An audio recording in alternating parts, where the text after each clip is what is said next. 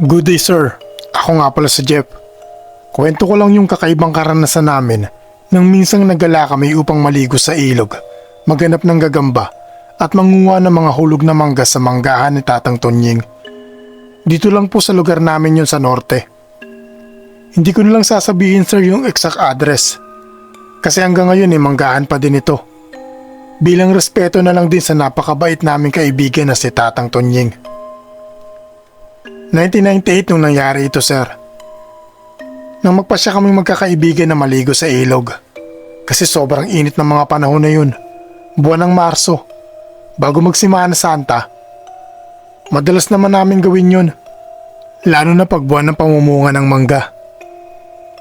Sabi ko nga sa mga kaibigan ko, daan na muna kami kala Tatang Tonying upang manghingi ng mga hulog na mangga. Mabait po talaga ang tatang. Pinapayagan niya kami manguha ng mga hulog na bunga. Huwag lang yung mga nasa puno pa. Kasi pinagbibenta din yun. Kasi pinagbibili din yung mga mangga na yun. Tapos maghahanap-hanap na rin kami ng gagamba dun sa may manggahan. Maganda kasing maghanap dun. Kasi sa mga tuyong dahon natutulog ang mga gagamba. Kung kaya't isasabay na rin namin dun. Pumayag naman yung mga kaibigan ko. Para din daw meron kaming makain habang naliligo kami sa ilog. Nakakamiss lang sir na balikan yung mga panahon ng kabataan namin na ganito lang ang gawain namin. Balik na po tayo sa kwento. Nung magkasundo na kaming lahat at nakapagdala na ng mga plastic at sako, nalagayan namin ng gamit at mga mangga, lumarga na agad kami papunta dun sa manggahan. Sobrang lawak talaga ng manggahan na yun sir. Nang marating kami, ay agad kaming kumatok sa may gate nila. Sinigaw yung pangalan ni Tatang. Yun kasi yung bilin sa amin ni Tatang, na pag gusto namin pumunta doon, doon kami dadaan sa mismong harapan. Huwag kami mag-over the bakod, kasi ayaw daw talaga niya yung mga nagnanakaw o mga nangunguha ng mga mangga nang di nagpapaalam. Agad namang lumabas ang matanda at napangiti naman ito. Nagwika pa siya ng, "Tamang-tama ang pagdating niyo mga iho. At may katulong na ako sa pagbubuhat." Kami naman ay nagkatinginan. Pagbukas ni Tatang ng gate at makapasok na kami, nakita namin na may mga ani na siyang mangga. Nakalagay na ito sa mga basket na gawa sa ratan.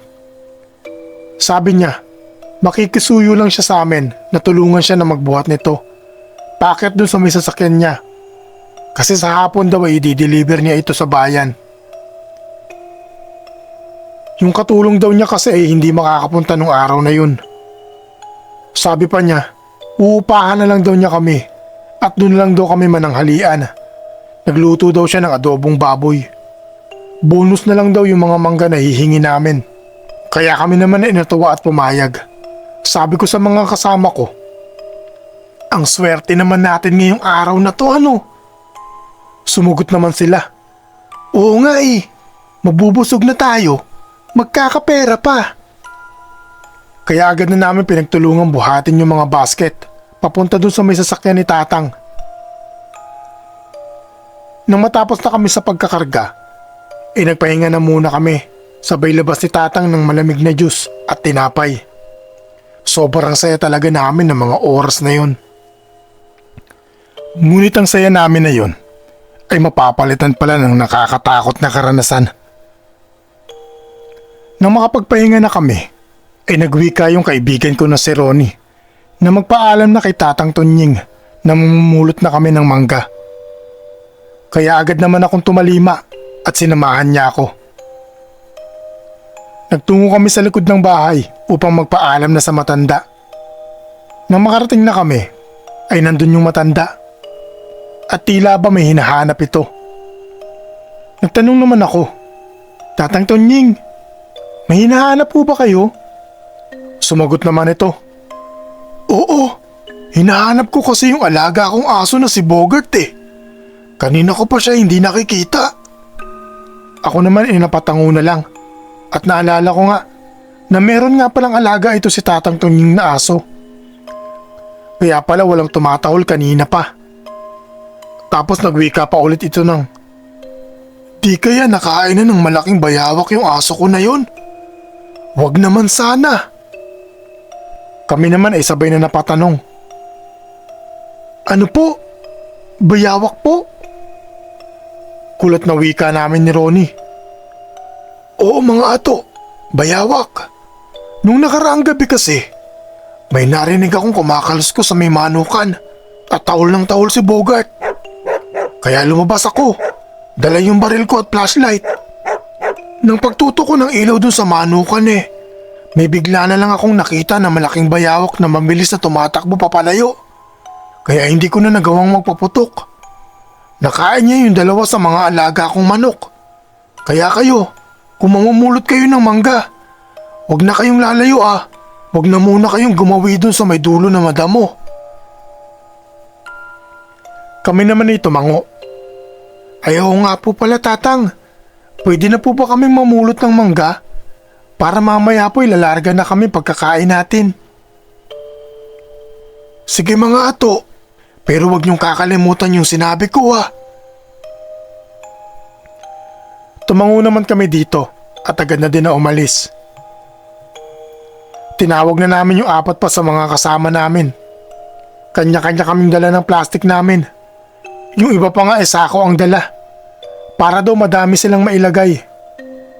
Hindi pa man kami nakakalayo, madami na agad nakuha. Halos mapuno na nga agad yung dala naming malaking plastic. Tapos tinawag ko na muna silang lahat. Kasi nakalimutan ko palang sabihin yung tungkol sa bayawak na nakita ni Tatang Tonying. Kung kaya, sinabi ko na din ito agad sa kanila. Napamulagat naman sila ng mata. Yung iba ay nagtataka. Kasi yung iba ay hindi pa pala nakakakita ng bayawak. Sabi ko na lang sa kanila na wag nang lalayo at lalong wag magtutungo dun sa madamong parte ng manggahan. Pagkatapos naming mag-usap ay namulot na nga kami. Wala pang ilang minuto patakbong bumabalik sila Ronnie. Putlang-putla ang mga ito. Kaya napatanong ako, sabi ko. Oh, anong nangyari sa inyo? Bakit namumutla kayo? Jeff, umuwi na tayo. Meron kaming nakitang kakaibang nilalang dun sa may likod ng malaking puno. Tapos, napakarami niyang dugo. Meron siyang kinakain dun. Jeff, uwi na tayo. Takot na takot ito habang hinihingal sa pagsasalita. Ako naman ay nagtaka. Sa isip ko, baka yung bayawak lang yun. Kaya nagpasama ako sa mga ito. Ayaw pa nga nila akong samahan ng mga oras na yun. Kasi takot na takot talaga sila. Kaya yung dalawang kasama ko na lang na hindi nakakita ang sumama sa akin. Kasi gusto din nilang makita yung nakita nila Ronnie. Daan-daan kaming lumapit papunta dun sa malaking puno. Nang biglang may gumulong mula sa likod nun. Akala ko buko lang yun. Kasi may malapit na puno ng nyug dun. Pero nanlaki ang mga mata namin nang makita namin na ulo ng aso pala yun. Aso ni Tatang Tonying na si Bogart. Hindi pa natapos sa ulo ng aso, sir. Merong kasing kamay na bigla na lang lumabas din doon sa may puno. Kamay ito ng tao, Sir Vic. Hindi kami nagkakamali. Hindi ito kamay ng bayawak. Ngunit may kakaiba dito. Mahaba ang mga kuko nito na parang sa bayawak at ang balat nito ay nangingitim. Tapos ang mas nakakatakot pa sa lahat nang bigla na lang gumapang ito palabas ng puno sa pinagtataguan nito. Nakakatakot ang mukha niya. Magulo ang mahaba nitong buhok na nalagyan na ng dugo. Ang gara ng ilong niya, sir, para itong sa aso. At ang ngipin niya, magkakaiba ng sukat. Ngunit matutulis ang mga ito. Nang panahon na ito, wala pa kaming alam sa mga aswang. At di din namin alam kung aswang nga ba talaga yung nasa harapan namin na yun. Tumitig ito ng masama sa amin. Wari mo'y kakainin kami nito ng buhay. Nang pinagbabato na ito ng mangga ng mga kasama ko. Tapos nakibato na din ako habang umaatras kami papalayo dito. Nang bigla na lang umangil ang nilalang na wari mo talaga, Isa siyang mabangis na hayop. Tapos tumakbo ito, kagaya ng sa isang aso, gamit ang kamay at mga paa niya.